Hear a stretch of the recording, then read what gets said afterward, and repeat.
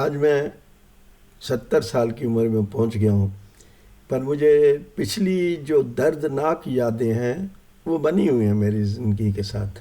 किसी न किसी तरह मैं सोचता रहता हूँ, एक बड़ी ठीक है, मेरी ज़िंदगी उसी स्टेज से गुजरी है और वैसी ही है। ठीक है, मैंने काफ़ी ऊंचाइयों तक पहुंचा।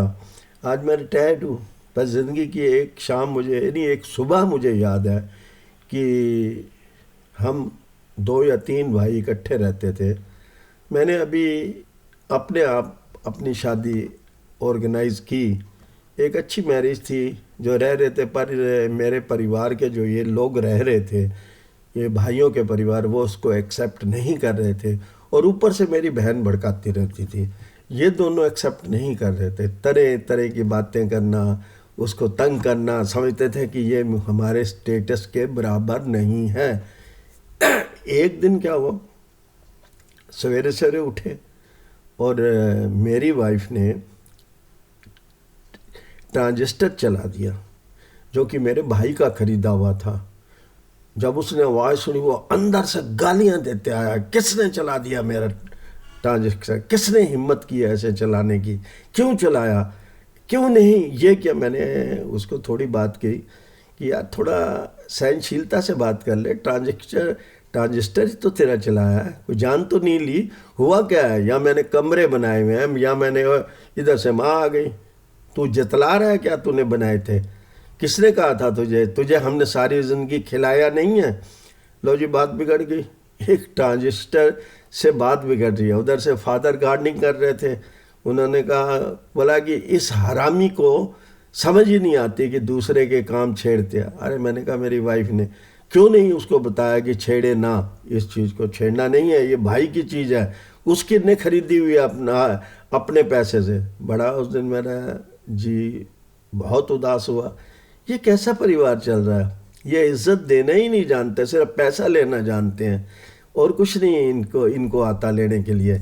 ये हराम की कमाई ही लेना चाहते हैं, हराम की कमाई के साथ कुछ नहीं लेना चाहते।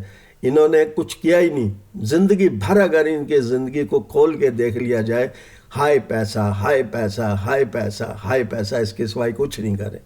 इतनी गालियाँ। मैंने कहा एक ट्रांजिस्टर का बटन दबाने पे। मैंने कहा भाई थोड़ा होश से बात करो आप लोग।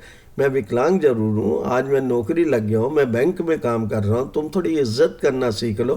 किस बात की इज्जत भाई, क्यों सीख लें हम तेरी इज्जत, ट्रांजिस्टर क्यों छेड़ा। मैंने यार ये एक कॉमन जगह पे तुमने रख दिया है और जिस रूम में तुम सो रहे हो वो मैंने बना के दिया। लो जी, उसके बाद फिर गालियाँ शुरू। मैंने कहा यार आफ्टर ऑल कुछ एहसान मान लो, तूने तो एक ईंट नहीं लगवा के दी इस मकान के अंदर, सिर्फ हराम का खाने की सोची है तूने।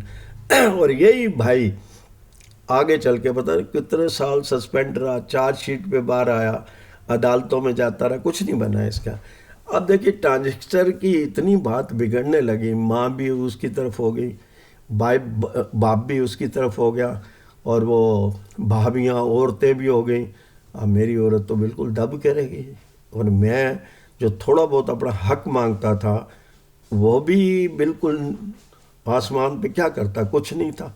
खैर एनी हो, हमने उन्होंने कहा जी अब एक ही हल है, माँ बोली और बाबा एक हल है, ऐसे घर से निकाल दो, या अब हमारे घर का नहीं रहा, कोई काम का नहीं रहा, क्योंकि शादी करने के बाद ये अपना खर्च करेगा, हमें देगा नहीं।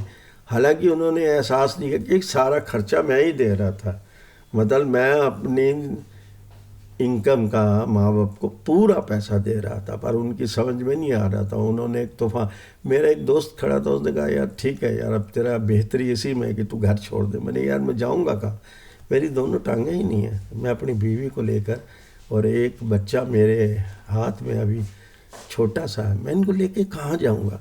यार तू बता। हमने कहा यार कहीं तो जाएंगे, तो देख ले मैं तेरी सहायता करूँगा। यार इतनी गालियाँ, इतना गलोच सहने के बाद तेरी माँ इतने बुरे बुरे शब्द बोल रही है और भाई बोल रहा, औरतें पीछे सिखा रही हैं खड़े हुए, यार तू क्या ज़िंदगी जीना चाहता। मैं सोचा यार चलो यार मैं ले ले। अब प्रॉब्लम थी, जो चीज़ें मैंने ली हुई थी उन पे हाथ डाल रहे होते।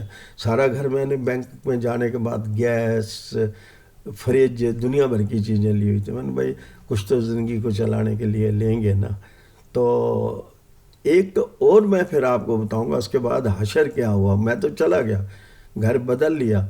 मेरे एक बहुत ही होनहार जानकार, मेरी वफाओं जानता था कि मेरी ज़िंदगी कैसे चल रही है, एक प्रोफेसर था, उसने मुझे अपने घर में आने की इजाज़त दे दी। उसने कहा बेटा आ जाओ।